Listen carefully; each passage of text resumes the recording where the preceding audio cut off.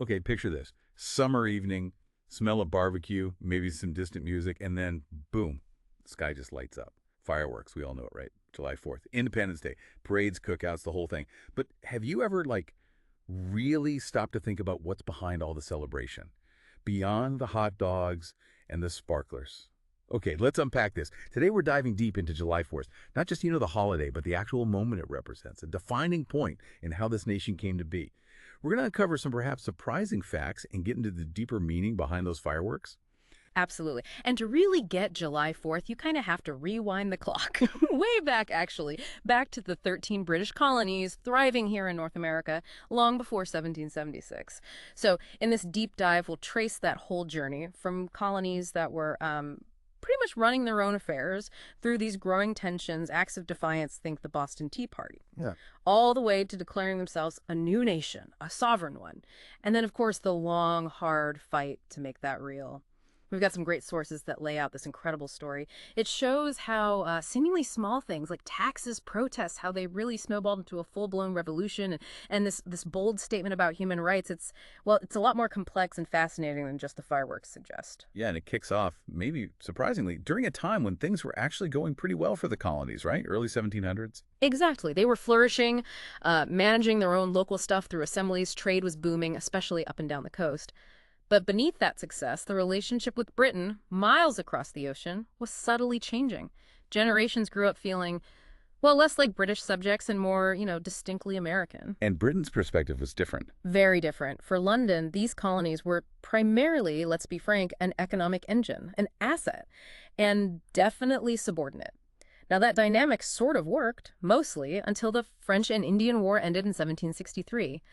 Britain won, yes, but the cost was huge, massive debts, and the crown looked across the Atlantic and thought, okay, time for the colonies to help pay for this.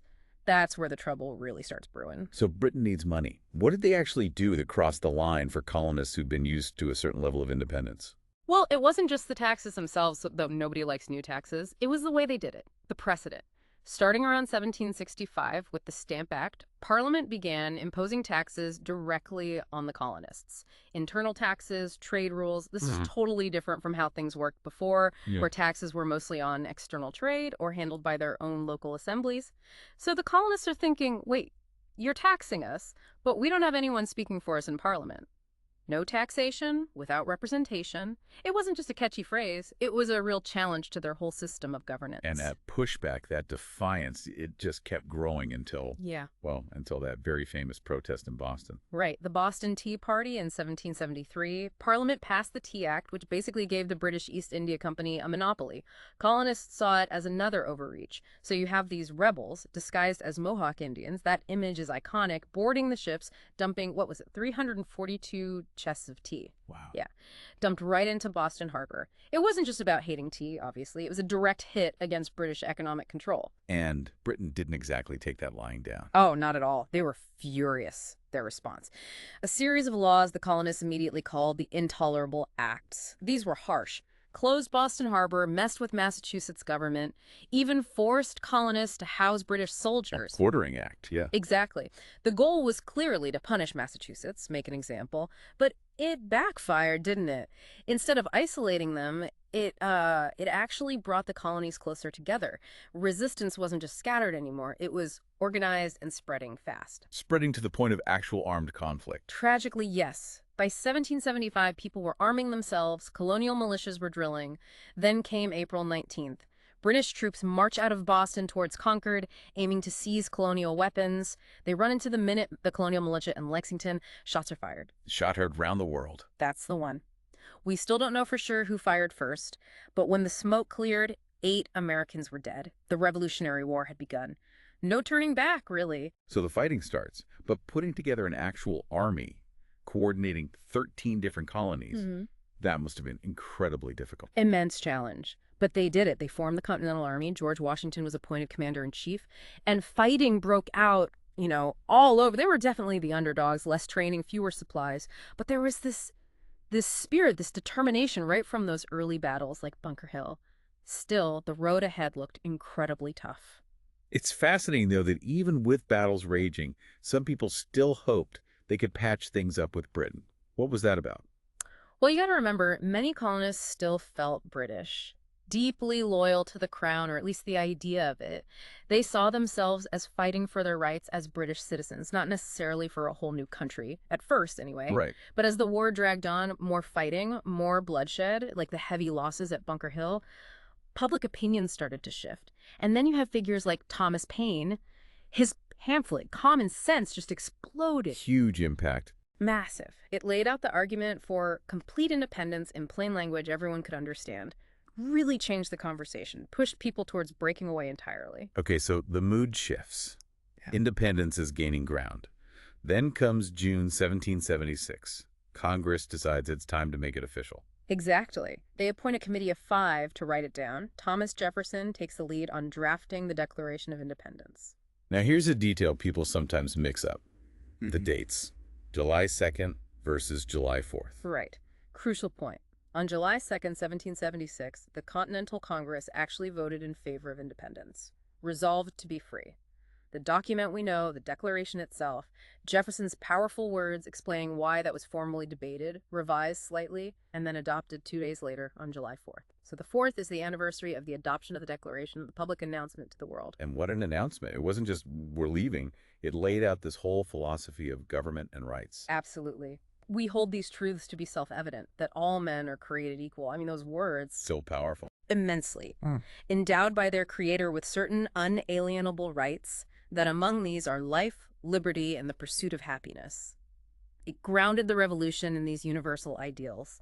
And then it lists all the specific complaints against King George III, obstructing justice, keeping armies around in peacetime, those taxes without consent, making the case for separation. A bold move, declaring independence. But the war was far from over. Oh, nowhere near. 7 more long, hard years of fighting. There were incredible hardships. Think of Valley Forge. Brutal winter. Awful. Washington's army, freezing, starving, disease-ridden, many died, many deserted. It was a real test of sheer will. But they held on, and eventually things started to turn. Yes, slowly but surely. Foreign help was key, especially from France. The American victory at Saratoga was a major turning point. It convinced the French to formally ally with the Americans. That must have been huge. Game-changing. Then you fast forward to 1781, the Siege of Yorktown. The combined American and French forces trapped the British Army under General Cornwallis.